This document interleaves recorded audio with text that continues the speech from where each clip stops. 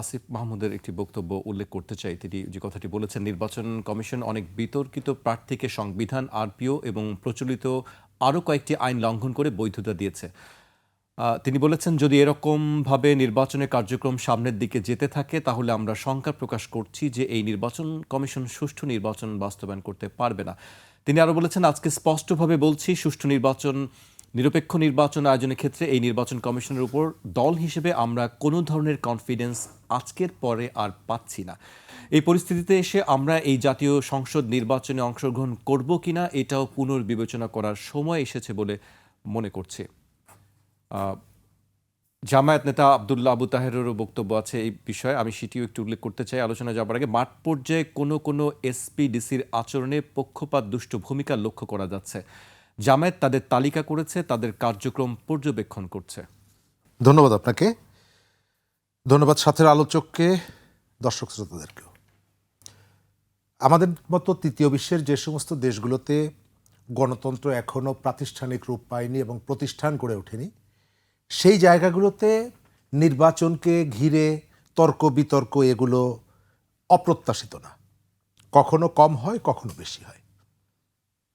কিন্তু আমাদের একটা গণঅভ্যুত্থানের ভেতর থেকে যে সরকারটা দায়িত্ব গ্রহণ করেছিল, তার কাছে আমাদের পাহাড় সমান প্রত্যাশা ছিল এবং আমাদের প্রত্যাশা ছিল যে সরকার তার যে কর্তৃত্বের মধ্যে বা তার যে ক্ষমতা আছে তার মধ্য থেকে অন্তত এখানে একটা গ্রহণযোগ্য নির্বাচনের মাধ্যমে একটা নির্বাচিত সরকারের হাতে শাসিত হওয়ার সুযোগটা তারা করে দিবে।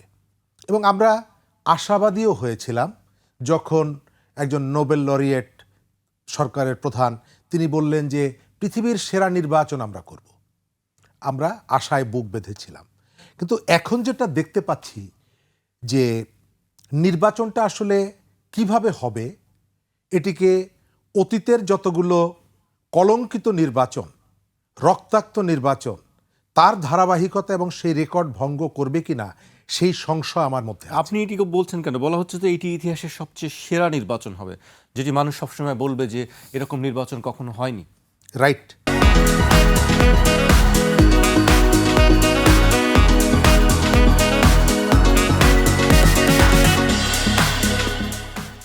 প্রথমত, ইতোমধ্যেই অনেকগুলো জায়গায় একজন প্রার্থী হত্যাকাণ্ডের শিকার হয়েছে। নির্বাচনে প্রার্থীরা বলছেন যে আমরা বুলেট প্রুফ জ্যাকেট গায়ে দিয়ে আমরা প্রচারণা চালাচ্ছি।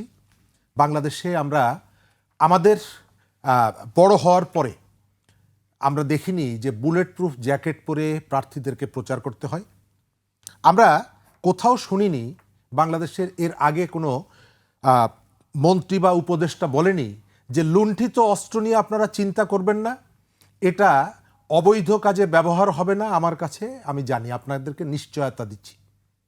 স্বাভাবিকভাবে গতকালকেই যিনি এই কথাটি বলেছেন তাকে পুলিশের বা আইন শৃঙ্খলা বাহিনীর ডেকে জিজ্ঞেস করা উচিত ছিল যে এই অস্ত্র তো লুণ্ঠিত অস্ত্র, অবৈধ অস্ত্র, সেই অস্ত্র কি কাজে ব্যবহৃত হবে আর কি কাজে হবে না, এই তথ্যটি আপনি যেহেতু জানেন, তার অর্থ এই যে এই অস্ত্রটিগুলো কাদের কাছে আছে এবং কোথায় আছে এই তথ্য আপনার কাছে আছে। সুতরাং আমাদের প্রথম দায়িত্ব হচ্ছে এই তথ্যটি সংগ্রহ করে অস্ত্রগুলোকে পুলিশ যাতে পুনরুদ্ধার করতে পারে সেই চেষ্টা চালানো। কারণ এই অস্ত্র উদ্ধারের জন্য একটা অভিযান কিন্তু পরিচালিত হচ্ছে, ডেভিল হান্ট 2। সুতরাং এই অভিযানের মধ্যে যখন দেশের স্বরাষ্ট্র উপদেষ্টা বলেন যে এই অস্ত্রগুলো খারাপ কাজে নির্বাচনের সময় ব্যবহৃত হবে না, আমি নিশ্চয়তা দিচ্ছি। আমি আমার জায়গা থেকে একজন নাগরিক হিসাবে, যদিও সরকারের সমালোচনা করা খুবই রিস্ক, ঝুঁকিপূর্ণ, যে কাউকে যে কোনো জায়গায় মোটামুটি তারা ফাঁসিয়ে দেন, তারপরেও জিজ্ঞেস করি সাহস করে যে এই কথাটা বলার পরে আমার সংশয় হচ্ছে, সন্দেহ হচ্ছে এই লুণ্ঠিত অস্ত্রগুলোর সঙ্গে সরকারের অথবা সরকারের ভেতরে কেউ কেউ জানে যে অস্ত্রগুলো কোথায় আছে, এখানে যদি ব্যবহৃত না হয় তারা কবে কখন ব্যবহার করবে, নিশ্চয়ই সেই তথ্য তাদের কাছে আছে। এবং তার এই যে বক্তব্যটা, এই বক্তব্যটা সংশয় এবং সংখ্যা বাড়িয়ে দিচ্ছে, আশঙ্কা বাড়িয়ে দিচ্ছে যে যদি তাকে যে প্রতিশ্রুতি যারা দিয়েছেন, অস্ত্র যারা লুট করেছে, তারা যদি প্রতিশ্রুতি রক্ষা না করেন তাহলে পরিস্থিতি কি দাঁড়াবে। দ্বিতীয়ত, ইলেকশন কমিশন ইলেকশন কমিশনের কাছে আমরা কখনো নিরপেক্ষতা আশা করি না। আমরা আশা করি যে ইলেকশন কমিশন আমার পক্ষে কাজ করবে। এখানে যতগুলো রাজনৈতিক দল দেখবেন সবাই প্রত্যাশা করে আপনি দেখবেন যে প্রশংসা করার ক্ষেত্রে বলা হচ্ছে দুই একটি জায়গা ছাড়া মোটামুটি ভালো আছে, মানে দুই একটি জায়গা হলো যে আমার স্বার্থের সাথে মিলছে না। গতকালকে দুটো দল, বড় দুটো দল, এখানে আবার খেয়াল করবেন যে কেউ নাম বলে না, বলে যে একটি বিশেষ দল। মানে ওই যে মুন্সিগঞ্জের কথা মনে আছে, আব্দুল হাই বলেছিলেন নাম বললে চাকরি থাকবে না। তো এখানে পলিটিশিয়ানরা কিন্তু সেই আব্দুল হাইকে অনুসরণ করছে, গিয়ে বলছে একটি বিশেষ দল। আরে ভাই বলেন না কোন দলটা, বলতে অসুবিধা কি? না, আমি জানতে চাই যে কোন আমিও তো জানতে চাই। আপনার কাছে জানতে কেউই বলে চাচ্ছিলাম না। যে আসলে কোন কেউই দল বলে না। আসলে জামাত বিএনপির কথা বলে না, বিএনপিও জামাতের কথা বলে না, যার পরেও আমরা ধরে নিচ্ছি যে এরা পরস্পরের নাই। বুঝবেনটা কি বুলিং কাহাকে বলে, কি প্রকার, আমি এটা জানি হারে হারে। আমি অকারণে কেন নামটা বলা যাবে বলবো? আপনি না নিজে জানেন না, উনি জানেন না, বলেন তো গেল এক। দ্বিতীয়ত ইলেকশন কমিশন, আমি দেখতে পাচ্ছি যে ইলেকশন কমিশনের যে কাজগুলো তারা কোঅর্ডিনেশনের ক্ষেত্রে যথেষ্ট ঘাটতি আছে। দ্বিতীয়ত তাদের মনের মধ্যে বা কারো কারো মনের মধ্যে ভিন্ন কতগুলো ডিজাইন আছে। আমি প্রশ্ন করি, প্রথম, আমাদের প্রধান উপদেষ্টা গত কয়েকদিন আগে বললেন তরুণরা একটা নতুন রাজনৈতিক দল করেছে, তাদের ভেতর থেকে কেউ কেউ এমপি হয়ে আসবেন, মন্ত্রীও হবেন। তরুণদের একটি মাত্র রাজনৈতিক দল নির্বাচনে অংশগ্রহণ করছে, সেটি এনসিপি। আপনি এই ধরনের একটা নির্বাচনের আগে, তিনি এর আগে যথেষ্ট পক্ষপাতিত্ব দেখিয়েছেন এনসিপির প্রতি, স্নেহ দেখিয়েছেন, ভালোবাসা দেখিয়েছেন।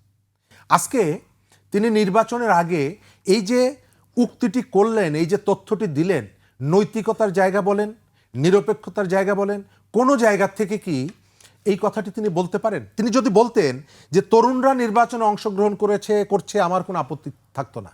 কিন্তু যখন বলছেন যে তরুণরা একটি দল গঠন করেছে, কোন দল? এনসিপি। তাদের ভেতর থেকে কেউ কেউ এমপি হবে। তাহলে আমার প্রশ্ন হচ্ছে এমপি হবে কে কে, তালিকাটা যদি আপনি একটু দিতেন। আর এর বাইরে কোন কোন দল থেকে এমপি হবে সেই তালিকাটা যদি দিতেন, তাহলে হয়তো আমাদেরকে অনেকের কষ্টও করতে হতো না, বা এই প্রার্থীরাও জ্যাকেট পরে তাদেরকে ঘুরতে হতো না। আমি ধারণা করছি অতীতের যে সমস্ত খারাপ কাজের জন্য আমরা শেখ হাসিনা সরকারের সমালোচনা করতাম, নির্বাচনের সমালোচনা করতাম, যে সমস্ত কাজের জন্য সাবেক প্রধান নির্বাচন কমিশনের গলায় আমরা জুতার মালা পড়তে দেখেছি, সেই ঘটনা পুনরাবৃত্তি হতে যাচ্ছে কিনা। সেটি ঘটুক আমি চাই না, কিন্তু নির্বাচনটা সেদিকে যাচ্ছে কিনা সংশয় আছে। গতকালকে জামাতের একটি প্রতিনিধি দল প্রধান উপদেষ্টার সাথে বৈঠক করেছে এবং তারা বেশ কতগুলো দাবি করেছেন নির্বাচন সংশ্লিষ্ট। আমার যতটুকু জানা এবং আরপিও অনুযায়ী ইলেকশনের তফসিল ঘোষণা করার পর আইন শৃঙ্খলার থেকে শুরু করে যাবতীয় কর্মকাণ্ড এটি করার দায়িত্ব হচ্ছে ইসির, ইলেকশন কমিশন। জি, সরকারের রুটিন কতগুলো কাজের বাইরে তারা এই সমস্ত কাজগুলো ইলেকশন কমিশন করবে। সবাই গিয়ে প্রধান উপদেষ্টার কাছে দাবিটা জানাচ্ছে। তার অর্থ হচ্ছে যে আমরা অনেক দিন ধরে বলেছি আমাদের ইলেকশন কমিশনকে ইন্ডিপেন্ডেন্ট করতে হবে, শক্তিশালী করতে হবে। এবারে যে গণভোটটা, যে প্রস্তাবনাগুলো আছে সেখানেও বলা আছে ইলেকশন কমিশনকে আপনি এক্সটেন্ডেড করার জন্য, তাদেরকে শক্তিশালী করার জন্য আপনি কতগুলো ভূমিকা রাখবেন। তাহলে ইলেকশন কমিশনকে বাদ দিয়ে সরকারের কাছে দাবি তোলার অর্থ হলো যে আগামী নির্বাচনটা ইলেকশন কমিশনের থেকে ডক্টর ইউনূসের সরকারের দায়িত্ব, গুরুত্ব এবং কর্তৃত্ব থাকবে আরও বেশি। তা না হলে আপনি তো সরকার প্রধানের কাছে এই দাবিটা তোলার কথা না। আমরা ধরে নিচ্ছি আগামীতেও হয়তো এই ইলেকশনটা আগে যেমনিভাবে গণভবন কন্ডাক্ট করত, এবারের ইলেকশনটা যমুনা কন্ডাক্ট করবে। সরকারের গুরুত্ব কতটুকু? সরকার হঠাৎ করে ইলেকশনের 25 দিন 28 দিন আগে ইসির সচিবকে বিমানের ডিরেক্টর হিসাবে নিয়োগ দিলেন। ঠিক এই মুহূর্তে আমার তো ধারণা যে ইসির সচিবকে যদি শ্বশুর বাড়ির থেকেও একেবারে কোরমা পোলাও রান্না করে দাওয়াত করে, তার বলার কথা যে না আমি এর ভিতরে সময় দিতে পারবো না। স্বাভাবিকভাবে আমরাও তো জানি যে সব থেকে গুরুত্বপূর্ণ সময়টা তার পার হচ্ছে। এই যে নিয়োগটা দেওয়া হয়েছে এটি কি সরকার জানে না? জি, আমাদের প্রধান উপদেষ্টা জানে না? তাহলে ইলেকশন চলাকালীন সময়ে তফসিল ঘোষণা করার পর আপনি ইলেকশনের সচিবকে কিভাবে একটা কোম্পানির ডিরেক্টর করেন, সরকার নিয়ন্ত্রিত একটি কোম্পানির? আমি আমার মাথার মধ্যে এখন পর্যন্ত মনে হয় যে সরকারের ভেতরেও নির্বাচন নিয়ে এক ধরনের শৈথিল্য আছে। ইলেকশন কমিশনের কতগুলো পক্ষপাতমূলক আচরণ আছে। পোস্টাল ব্যালটটা তার প্রকৃষ্ট প্রমাণ। আপনি ইতিহাসে প্রথমবারের মতন পোস্টাল ব্যালটে ভোট হচ্ছে, আপনি সিরিয়াল মেনটেন করবেন না, আপনি এটা পাঠিয়ে দেওয়ার পর যখন ইউটিউবে ভিডিও আসছে তখন আপনার মনে হচ্ছে। একই সাথে আমি মনি আপাদেরকেও জিজ্ঞেস করব, আপনাদেরও তো একটা দায়িত্ব এখানে ছিল। পোস্টাল ব্যালট হচ্ছে ইতিহাসে প্রথম।